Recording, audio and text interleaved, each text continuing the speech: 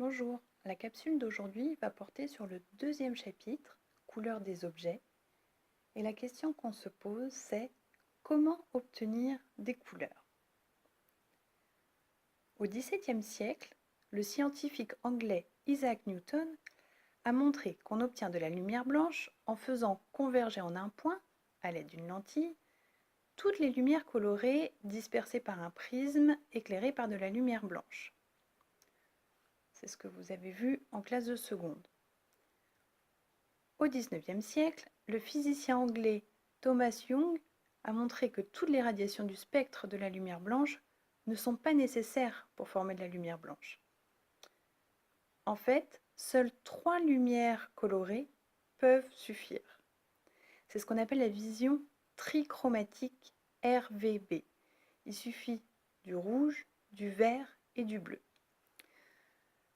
On dit que ces 3 couleurs sont les couleurs primaires.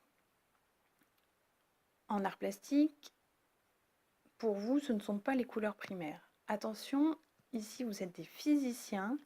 En physique, on parle de lumière colorée et donc les 3 couleurs primaires sont bien le rouge, le vert et le bleu, contrairement aux arts plastiques. Éclairé avec 3 faisceaux de lumière colorée rouge, verte et bleue, un écran blanc diffuse de la lumière blanche.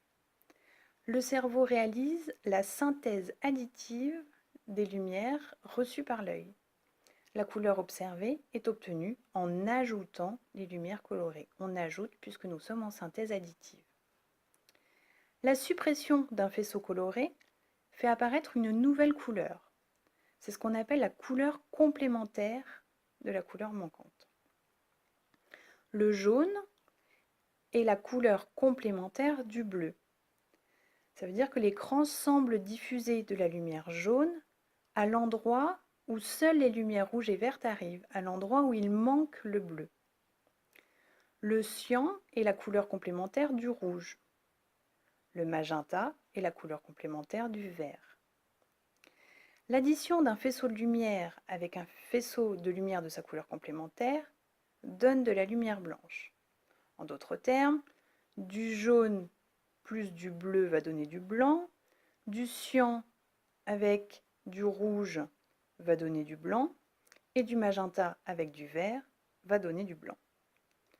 Les couleurs précédentes sont obtenues avec des faisceaux de même intensité lumineuse. En modifiant les intensités, on peut obtenir la plupart des couleurs. C'est ce phénomène qui est utilisé dans les écrans plats des téléviseurs, des tablettes, des téléphones portables, etc. Chaque point de l'image, qu'on appelle pixel, est formé de 3 luminophores qui émettent des lumières rouges, vertes et bleues avec des intensités variables. Ce qui nous permet d'obtenir toutes les couleurs que l'on connaît. Ces luminophores sont trop proches les uns des autres pour que l'œil puisse les distinguer.